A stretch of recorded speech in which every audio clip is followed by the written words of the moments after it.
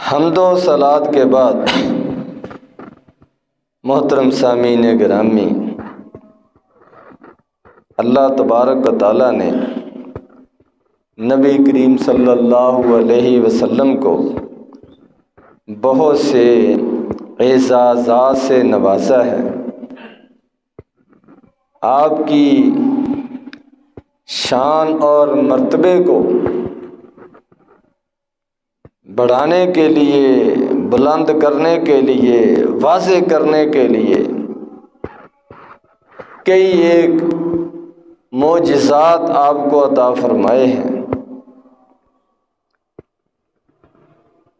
ان اعزازات میں سے، ان معجزات میں سے جن سے آپ کی عظمت، شان اللہ تبارک و تعالیٰ کے ہاں آپ کا مقام و مرتبہ واضح ہوتا ہے، ظاہر ہوتا ہے، ان میں سے ایک واقعہ اسراء و معراج بھی ہے۔ نبی کریم صلی اللہ علیہ وسلم کو مکہ مکرمہ سے مسجد اقصی، بیت المقدس تک، اور پھر وہاں سے آسمانوں کی طرف لے جایا گیا، سیر کرائی گئی، اور یہ ایک اتنا عظیم واقعہ ہے، اتنا بڑا واقعہ ہے جو پوری کائنات میں کسی دوسرے انسان کو میسر نہیں آیا۔ قرآن مجید کے اندر اللہ تبارک و تعالیٰ نے فرمایا، سبحان الذی اسریٰ بعبدہ لیلا من المسجد الحرام الی المسجد الاقصی الذی بارکنا حولہ لنریہ من آیاتنا، کہ پاک ہے وہ اللہ تبارک و تعالی جس نے اپنے بندے کو رات میں، ایک رات میں مسجد حرام سے لے کر مسجد اقصی تک، جس مسجد کے ارد گرد ماحول کو، آس پاس کو اللہ تبارک و تعالیٰ نے بابرکت بنایا ہے، اس مسجد اقصی تک اپنے نبی کو سیر کرائی، لِنُرِيَهُ مِنْ آیاتنا، تاکہ ہم آپ کو اپنی نشانیاں دکھائیں، اپنی قدرت کے مناظر دکھائیں۔ اور نبی کریم صلی اللہ علیہ وسلم نے بھی اپنے اس اسراء و معراج کے سفر کو بڑی تفصیل کے ساتھ بیان کیا ہے۔ اس سفر کے دو حصے ہیں۔ پہلا حصہ مکہ مکرمہ سے لے کر مسجد اقصی تک، اس کو اسراء کہتے ہیں، رات کا سفر، اور دوسرا حصہ مسجد اقصی بیت المقدس سے اوپر آسمانوں کی طرف، اس کو معراج کہتے ہیں، اوپر جانا، چڑھنا۔ تو یہ مکہ مکرمہ سے مسجد اقصی تک کا سفر بھی کوئی معمولی نہیں ہے۔ اس دور میں جب آمد و رفت کے ذرائع، گاڑیاں، جہاز، یہ چیزیں نہیں تھیں، ایک رات کے اندر نبی کریم صلی اللہ علیہ وسلم نے یہ تقریباً 1300 کلومیٹر کا سفر طے کیا، اور اتنا سفر ہی واپسی کا ہے، تو 2600 کلومیٹر یہ تو زمینی سفر ہی بن جاتا ہے آنے جانے کا، اور اوپر آسمانوں کا سفر، اس کا تو اندازہ ہی نہیں لگایا جا سکتا۔ تو یہ سارا سفر نبی کریم صلی اللہ علیہ وسلم نے ایک رات میں کیا۔ تو یہ پورا سفر معجزات سے بھرپور ہے، اللہ تبارک و تعالیٰ کی قدرت کا کرشمہ ہے، اور اس پر ایمان لانا ضروری ہے، اور ایمان کے ارکان میں سے یہ لازمی ہے ایمان بالغیب، کہ آدمی کسی چیز کو سن کر اللہ اس کے رسول کے کہنے پر ایمان لے آئے، تسلیم کر لے، اور اس کو دیکھنا لازم نہیں ہے، اس کا مشاہدہ ضروری نہیں ہے، اور اس کا عقل میں آنا، عقلی طور پر ممکن ہونا، ظاہری وسائل کے مطابق اس کا قابل عمل ہونا، قابل یقین ہونا، یہ ضروری نہیں ہے۔ مومن آدمی بنتا ہی اس وقت ہے جب اپنے رب پر ایمان لائے اور اللہ تبارک و تعالیٰ کی بے حد و حساب قدرتوں کو تسلیم کرے،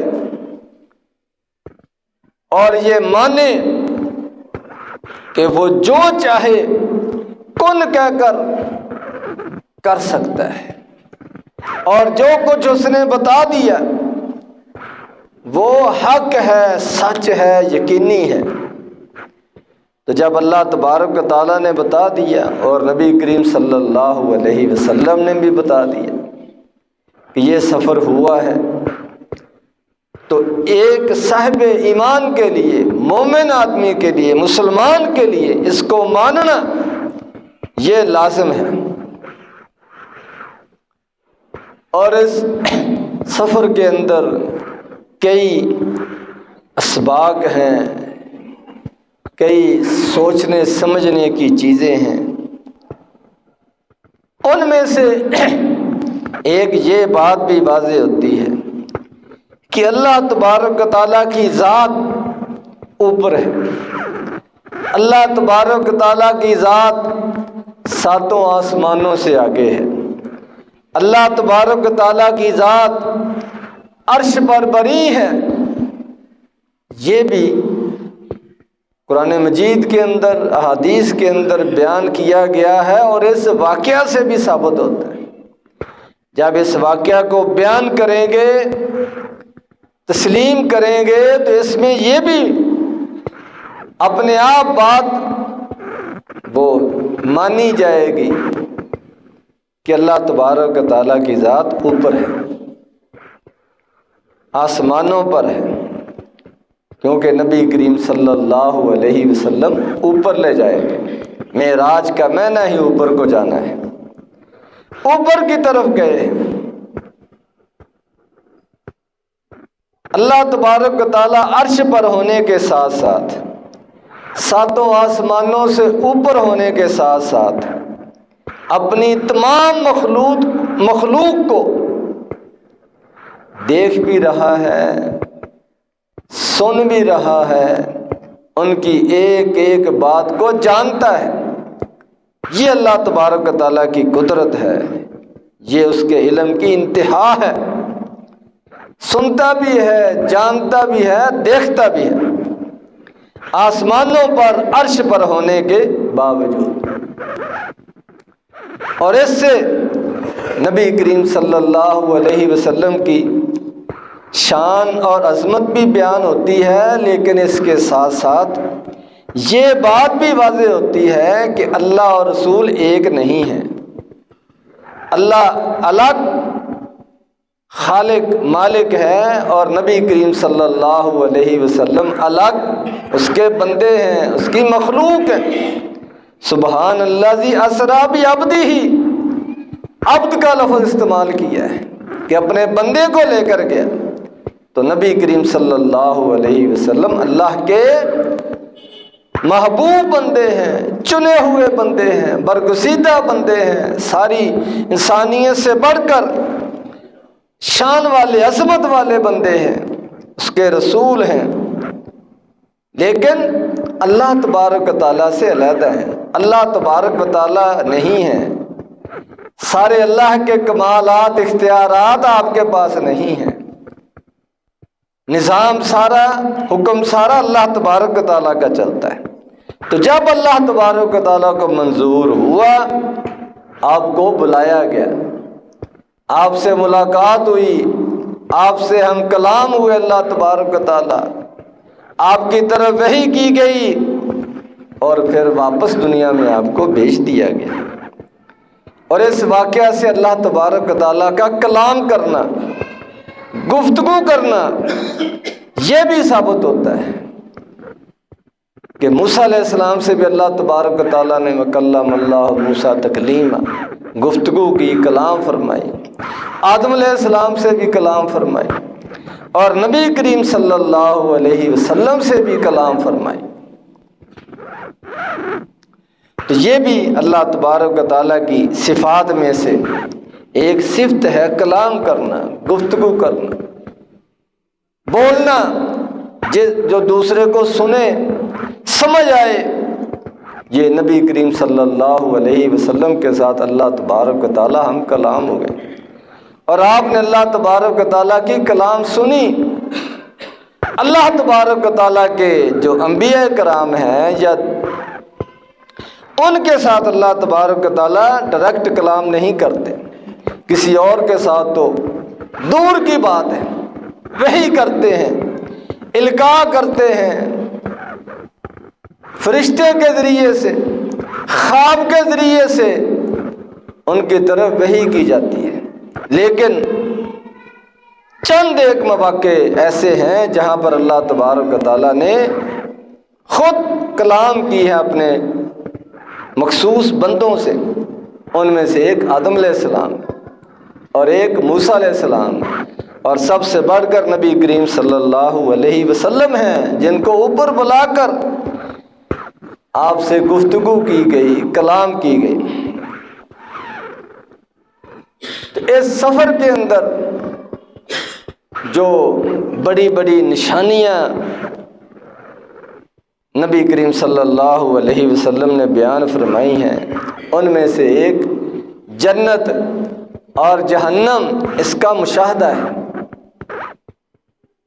تو اللہ تبارک و تعالیٰ کی یہ سب سے بڑی نعمت ہے جنت، اور اس کے غصے اور عذاب کا اظہار یہ جہنم ہے۔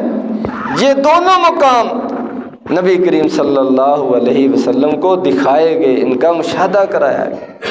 تو یہ دنیا کے اندر جہاں اللہ کو منظور ہے، وہاں یہ چیزیں موجود ہیں، بنائی گئی ہیں، جن کا نبی کریم صلی اللہ علیہ وسلم کو مشاہدہ کرایا گیا۔ تو آپ فرماتے ہیں، بخاری مسلم کی روایت ہے، فَمَا أُدْخِلْتُ الْجَنَّةَ، مجھے جنت میں داخل کیا گیا۔ تو آپ اس جسم کے ساتھ، دنیاوی جسم کے ساتھ، اپنی زندگی کے اندر جنت کو دیکھ چکے ہیں، جنت میں جا چکے ہیں۔ فرمایا فَإِذَا فِيهَا جَنَابِيزُ اللُّؤْلُؤِ وَإِذَا تُرَابُهَا الْمِسْكُ، کہ میں کیا دیکھتا ہوں کہ جنت کے اندر موتیوں کی لڑیاں ہیں لٹک رہی، اور جنت کی جو مٹی ہے، تراب ہے، زمین ہے، وہ خوشبو والی ہے، کستوری والی ہے، مہک آتی ہے، خوشبوئیں اٹھتی ہیں وہاں سے۔ یہ نبی کریم صلی اللہ علیہ وسلم نے جنت کا ایک منظر بیان فرمایا، تو آپ کو جنت دکھائی گئی، اور اسی طرح آپ کو جہنم بھی دکھائی گئی، جہنم کے مناظر دکھائے گئے، جہنم کے اندر مختلف مجرموں کو ہونے والی سزائیں دکھائی گئیں۔ اس سے یہ بھی سمجھ آتی ہے کہ مرنے کے بعد یہ سلسلہ شروع ہو جاتا ہے جزا سزا کا۔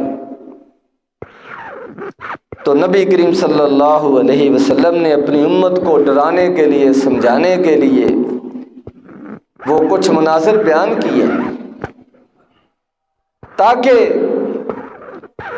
کوئی یہ نہ سمجھے کہ صرف خیالی باتیں ہیں، صرف ڈراوے کی باتیں ہیں۔ فرمایا کہ میں دیکھ کر آیا ہوں۔ تو آپ کیا دیکھتے ہیں کہ ایک آدمی خون کی نہر کے اندر تیر رہا ہے، کتنا خوفناک منظر ہے، اور اس کے منہ کے اندر پتھر ڈالے جا رہے ہیں، پتھر مارے جا رہے ہیں۔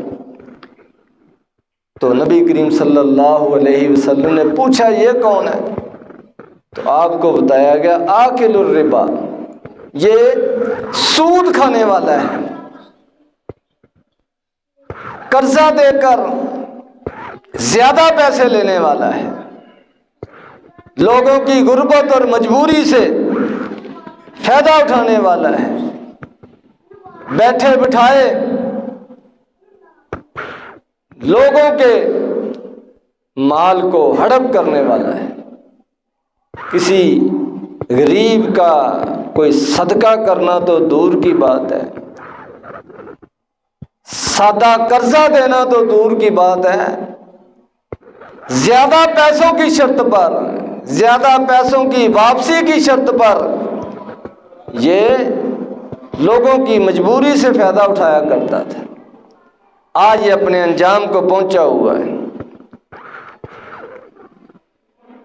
ایک اور منظر آپ کو دکھایا گیا کہ کچھ لوگ ہیں، ان کے ہونٹ یہ کینچیوں کے ساتھ کاٹے جا رہے ہیں، اور کینچیاں بھی آگ کی، جہنم سے۔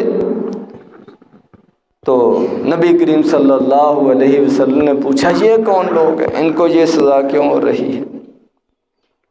یعنی جس طرح کا کسی کا عمل ہے اسی طرح کی اس کے ساتھ سزا والا معاملہ ہے۔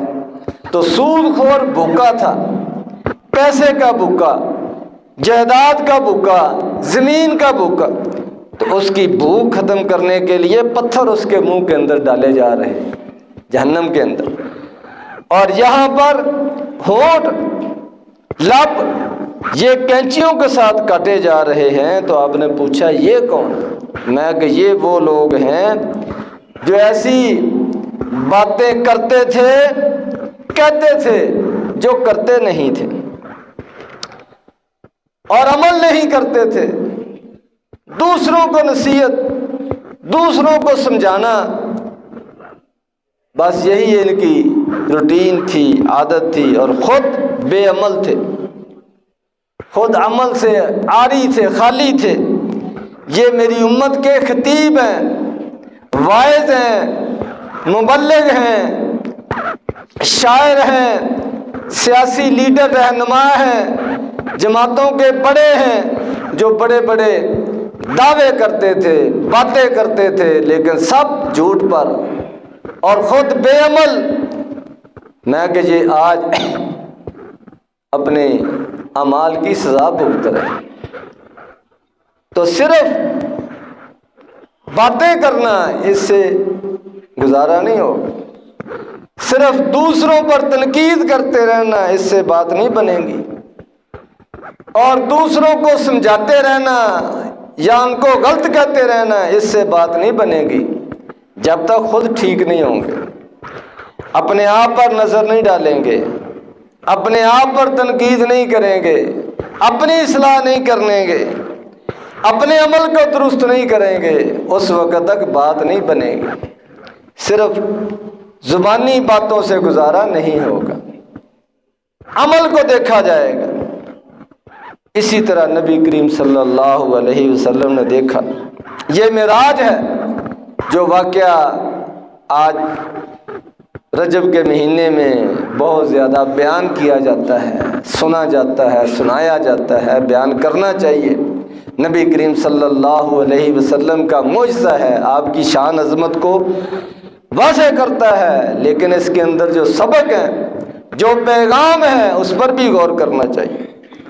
تو فرمایا کچھ لوگوں کو دیکھا کہ ان کے تانبے کے ناخن ہیں بڑے بڑے، اور اس کے ساتھ اپنے ہی چہرے زخمی کر رہے ہیں، اپنے چہروں کو نوچ رہے ہیں۔ تو پوچھا گیا کہ یہ کون لوگ ہیں؟ تو فرمایا کہ یہ وہ لوگ ہیں جو اپنے مسلمان بھائیوں کی غیبت کرتے تھے، ان کا گوشت کھاتے تھے، ان کی برائیاں بیان کرتے تھے، ان کے بارے میں تبصرے کرتے تھے، ان کو بدنام کرنے کی کوشش کرتے تھے، ان کی عزتوں کو اچھالتے تھے، ان سے مذاق کرتے تھے، ان کو حقیر سمجھتے تھے۔ یاکلون لحوم الناس، لوگوں کا گوشت کھاتے تھے، یعنی غیبت کرتے تھے۔ ان کی عدم موجودگی میں مجلس کو گرمانے کے لیے، ہنسانے کے لیے اور اس کو گرانے کے لیے اس کے عیب، اس کی کمزوریاں، اس کے نقص یہ بیان کرتے تھے۔ آج ان کی سزا یہ ہے کہ خود ہی اپنے آپ کو نوچ رہے ہیں، اپنے آپ کو زخمی کر رہے ہیں، اپنے چہرے کو چھلنی کر رہے ہیں۔ اس واقعے کے اندر نبی کریم صلی اللہ علیہ وسلم کی ختم نبوت اس کا بھی اظہار ہوتا ہے کہ آپ کو سارے نبیوں کا امام بنایا گیا، سارے نبیوں کو آپ کے پیچھے کھڑا کیا گیا۔ تو اس سے یہ ظاہر کیا گیا، ثابت کیا گیا کہ اب آپ کی امامت چلے گی، اب آپ کی نبوت چلے گی، اب آپ کی رسالت چلے گی، اب آپ کا دین چلے گا، اور دنیا آخرت کی کامیابی اسی کے اندر ہے۔ یہ بہت بڑا سبق ہے، گویا کہ سارے نبیوں نے آپ کے پیچھے نماز پڑھ کے، آپ کی اقتدا کر کے اپنے ماننے والوں کو یہ پیغام دیا ہے کہ تم نے بھی ان کے پیچھے چلنا ہے، ان کی اقتدا کرنی ہے۔ اور یہ صرف معراج کے موقع پر نہیں، اسراء کے موقع پر نہیں، ہر نبی اپنی زندگی کے اندر بھی جانے سے پہلے یہ اپنی امت کو سمجھا کر جاتا تھا، بتا کر جاتا تھا، کیا کر جاتا تھا کہ میرے بعد جو بھی نبی آئے اس کی اقتدا کرنی ہے۔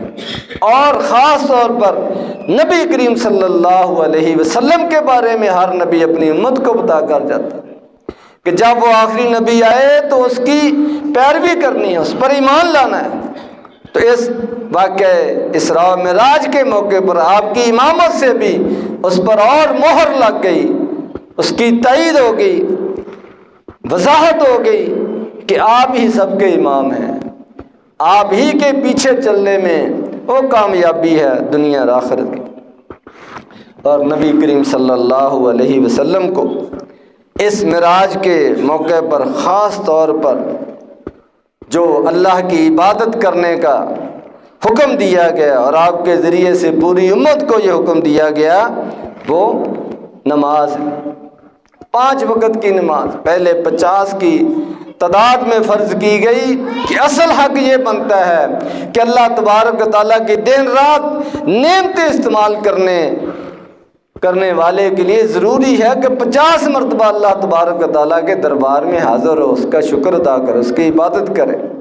لیکن نبی کریم صلی اللہ علیہ وسلم کے بار بار درخواست کرنے پر اس میں رخصت دے دی گئی، کمی کر دی گئی، اور 5 نمازیں جو ہیں وہ رکھ دی گئیں۔ تو یہ خاص معراج کا تحفہ ہے جو اللہ تبارک و تعالیٰ نے آسمانوں پر بلا کر، اپنے پاس بلا کر اپنے قرب کا ذریعہ بتایا، گناہوں کی معافی کا ذریعہ بتایا، دنیا آخرت کی کامیابی کا ذریعہ بتایا کہ 5 وقت کی نماز یہ ہر مسلمان نے ادا کرنی ہے۔ اللہ تبارک و تعالیٰ کے دربار میں حاضری دینی ہے، اس سے تمہارے گناہ معاف ہوں گے، تمہارا رب تم سے راضی ہوگا، دنیا آخرت کی کامیابی حاصل ہوگی۔ اللہ تبارک و تعالیٰ ہمیں اس واقعہ سے نبی کریم صلی اللہ علیہ وسلم کی شان کو سمجھنے کی توفیق عطا فرمائے۔ اور اس واقعہ کے اندر جو پیغام ہے اس کو سمجھنے کی توفیق عطا فرمائے۔ وآخر دعوانا الحمدللہ رب العالمین۔